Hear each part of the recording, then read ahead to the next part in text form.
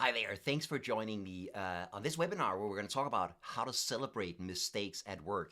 And this might seem like a super weird topic to a lot of people because this is not how things are normally done.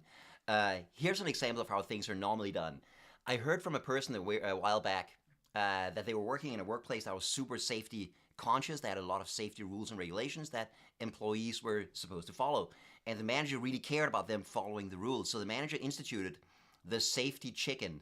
And that's a rubber chicken that employees could give to somebody. If they caught somebody breaking any of the many rules and regulations around safety, they could give the chicken to that person. That person would have to wear like a 2-foot rubber chicken around their neck on a piece of string until they caught somebody else making a mistake, and then they could pass the chicken on to that person. Did that work? Absolutely not. All that happened was that people were running around constantly chasing other employees trying to catch them making any kind of a safety mistake. Um, so this kind of approach where we're shaming, we're blaming people who are breaking the rules or making mistakes. It's just not going to work. And yet that is how things are done in many workplaces. Why does this topic matter? I mean, obviously we want to get things right, right? We don't want people to make mistakes, but punishing mistakes or fixing mistakes as is typically done just does not work. Instead, it puts a lot of pressure on people and incentivizes the completely wrong behavior. So we're going to talk about that. And most of all, this matters because mistakes happen, right? If you have never made a mistake at work, you're probably the only person in the world. Everybody makes mistakes. I make a ton of mistakes, and we need to own up to that, I think, and we need to handle those mistakes constructively. And I think we can do that better if we celebrate our mistakes. A good example is James Dyson. When he invented the first Dyson vacuum cleaner, he said, I made 5,127 prototypes, and 5,126 of those were failures, okay? But that's how he learned, and that's how he came up with the ultimate solution and a working product. Failure is not something shameful. Failure is absolutely inevitable at work. I mean, the only people who don't make mistakes are those who don't do anything, right? But I think we're doing it wrong right now. I think in many workplaces, the attitude is that the way to make fewer mistakes is to catch those people who make mistakes and then correct them and or punish them. That is certainly the approach in many workplaces. The rubber chicken is just a great example of that. I also call this problem, this approach, the blame and shame approach, right? Who made this mistake and how can we, make sure that they don't do it again? I don't think that works very well. There's a ton of research on why that doesn't work. So let's talk about how we can flip that on its head and celebrate our mistakes. Here are the topics I want to talk about. I want to talk about the advantages of celebrating mistakes. I want to talk about what goes wrong when you punish mistakes. I want to talk about specifically how to celebrate mistakes and also what not to celebrate. There are some types of mistakes we shouldn't celebrate. We're going to talk about those as well. And then we're going to want to give you some great examples from happy workplaces. We're going to keep the whole thing short and snappy and be done in 30 minutes or less. Alrighty. How do we do this specifically? What are some good tips? Why should we celebrate mistakes? 5 reasons why. First of all, when we celebrate our mistakes, we can learn from our mistakes. I saw a fantastic example of this. This is from a consulting company in the UK called Nixon McGuinness, who had a monthly practice they called the Church of Fail. And in the Church of Fail, they met monthly, and then everybody took turns to go in front of the rest of the group, and confess a mistake they had made in the last month since the last meeting. So they would say, here's what I failed at, here's how I coped with it, and here's what I will do differently next time. So one after one, they do that, and after every person had confessed their mistake, they would give a thunderous round of applause.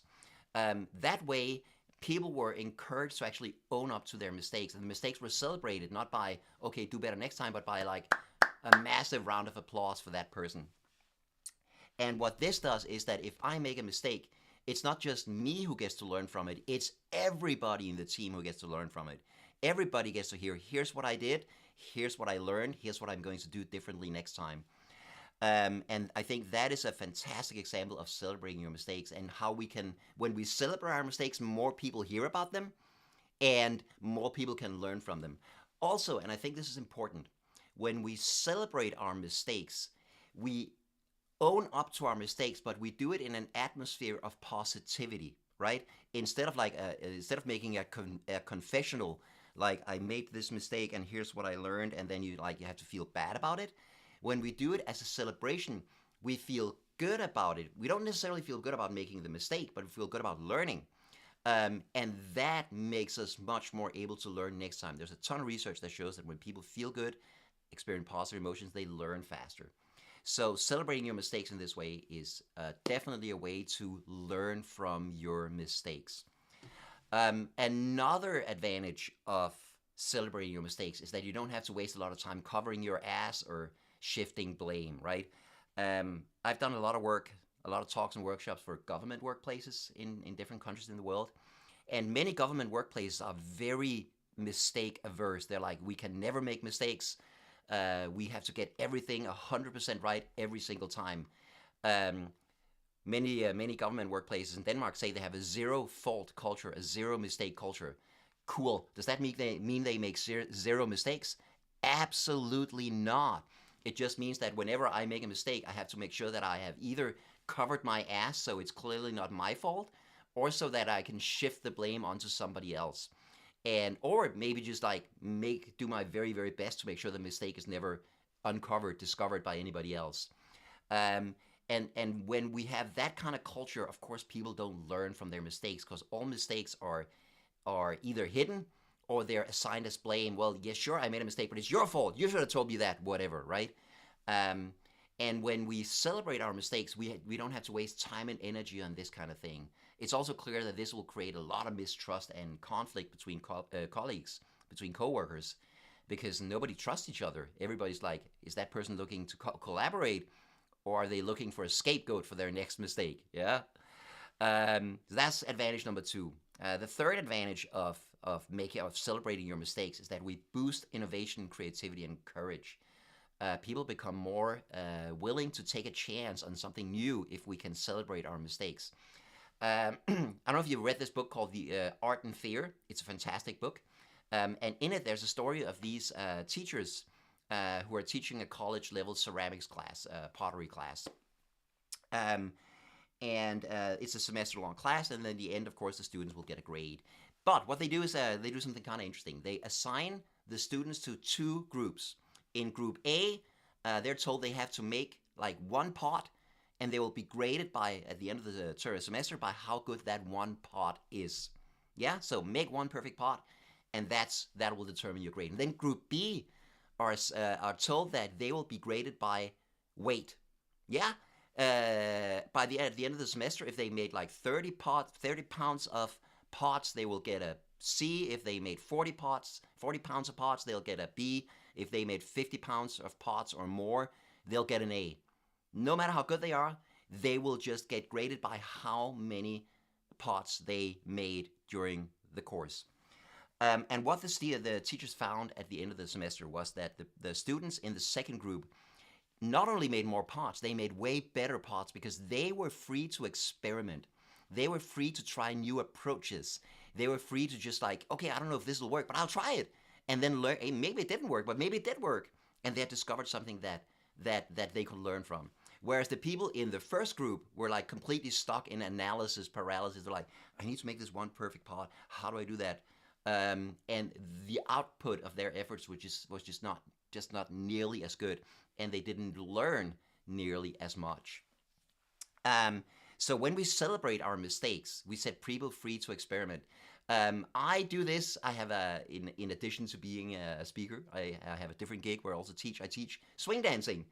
And one of the most important things this is me and my wife Patricia.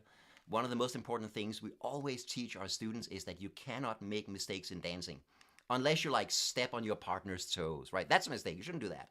But anything else you do in dancing is correct because you're dancing. Whatever you do is great.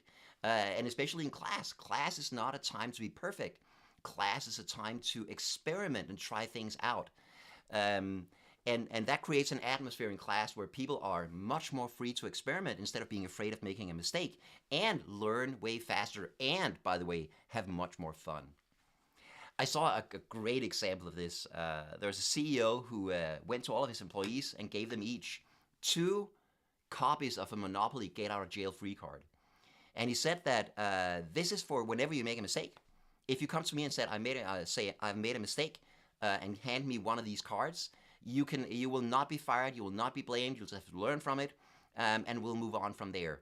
And not only could you use those cards, you had to use those cards within the next 6 months. You had to make sure that you had made at least 2 mistakes within the next 6 months that you could, go to the CEO with. And I think that's a fantastic attitude to set people free to try things out, to make mistakes and celebrate your mistakes. My good friend Rich Sheridan, founder of Menlo Innovations tech company in Michigan, they have a big sign in the office that says "Make mistakes faster." Yeah. Oh, by the way, this CEO, the next day, one of his employees came to him and was like, gave him the card, and he was like, "Oh, already? What did you do?" And the employee said, "I made 10 copies of the other card." Now he was free to make a lot of mistakes. So this idea that mistakes are not bad, mistakes are actually good. They're a natural part of inventing something new, I think is super important. Peter Drucker, the legendary management guru, said this. He said that companies should find all the employees who never make mistakes and fire them. Because the only people who never make mistakes are the people who never do anything, or at least never do anything new. Cool. The fourth reason why celebrating your mistakes is so important is that making mistakes and failures open new doors, right? If you're inventing new things, if you're trying new approaches, you're not going to get it right every time. There is no way to innovate without also making mistakes, without also experiencing failure. I've seen a couple of great examples of companies, how they tackle this.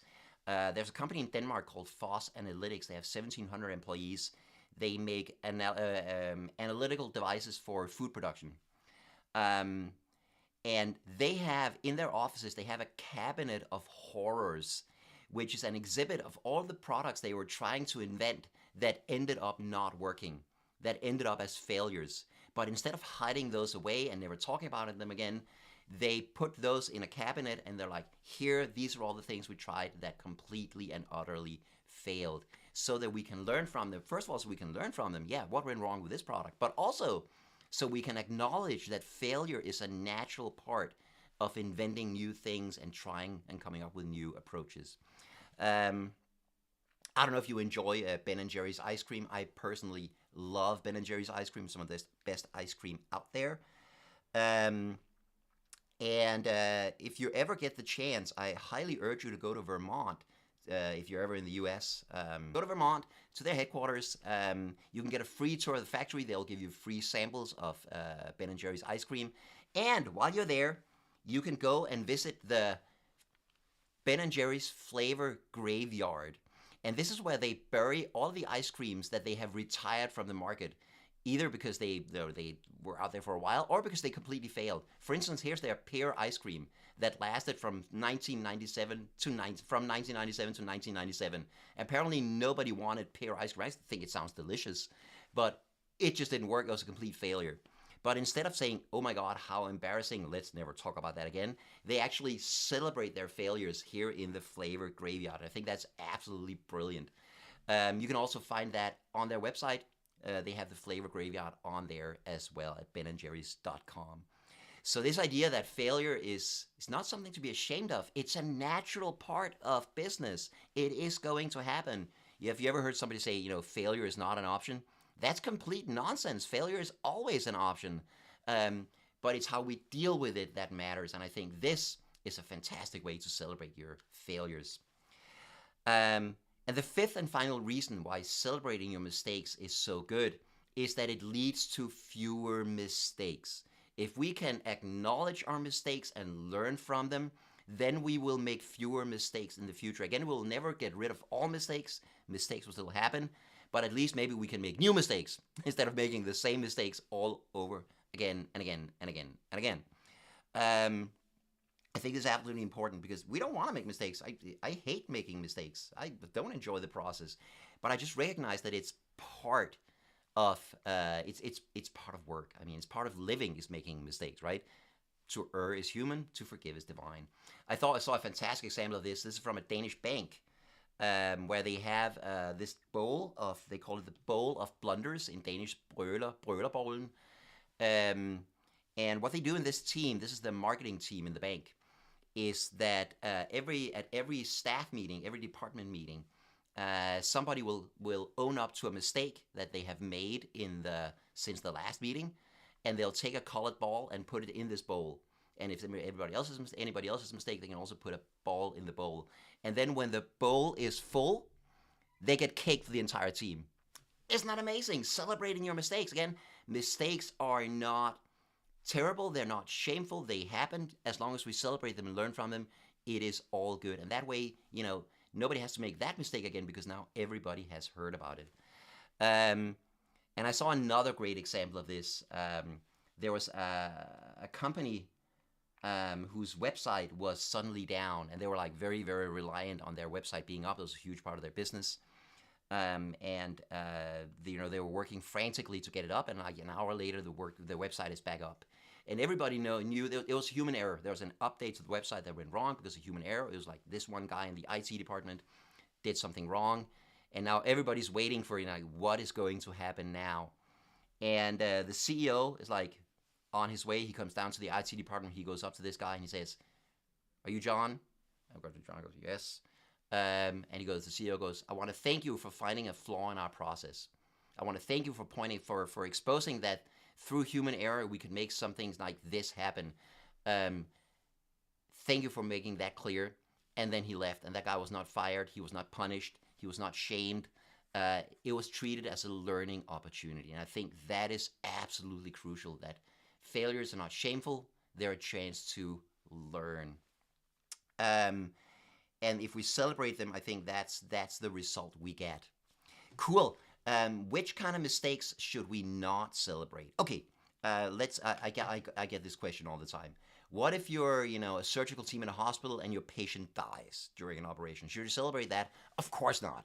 I mean, if it's a mistake that hurts people in some way, that hurts the environment, that hurts, somebody else, we don't celebrate that. But here's what I'm thinking. What if we celebrate all the little mistakes? What if we had celebrated all those little mistakes that led up to the big mistake and maybe the patient dying or something going wrong in the operation? What if we had celebrated and learned from all of those little miscommunications and errors and misunderstandings and process failures that led up to that?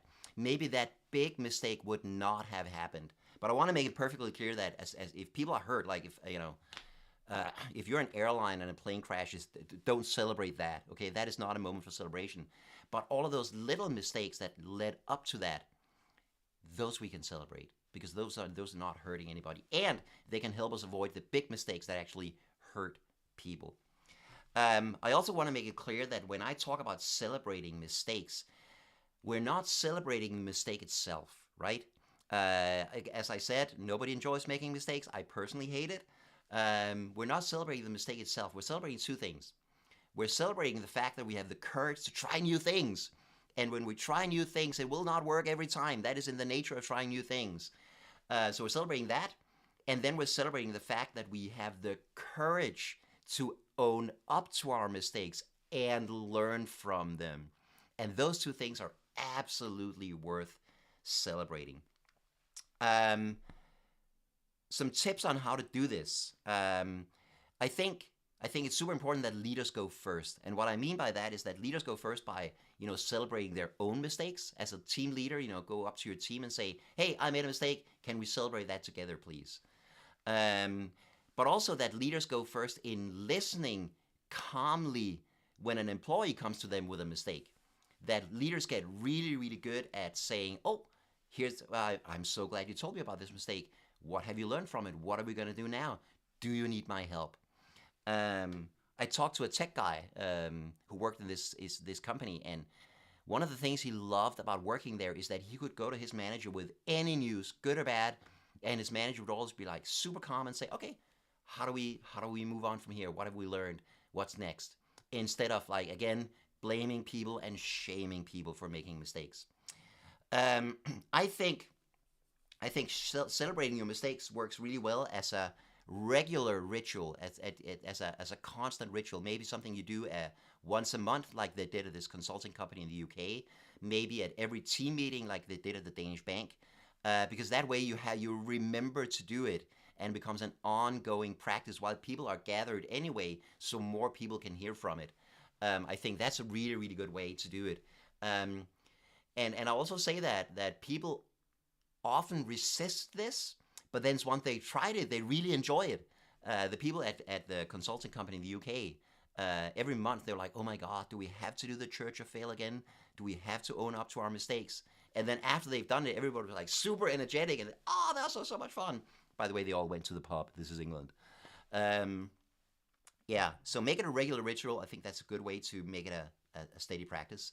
And then finally, make it an actual celebration. It should not be okay. So, John, you made a mistake. What have you learned? Let's move on. Make it an actual, cheer people. If you have confetti, throw confetti.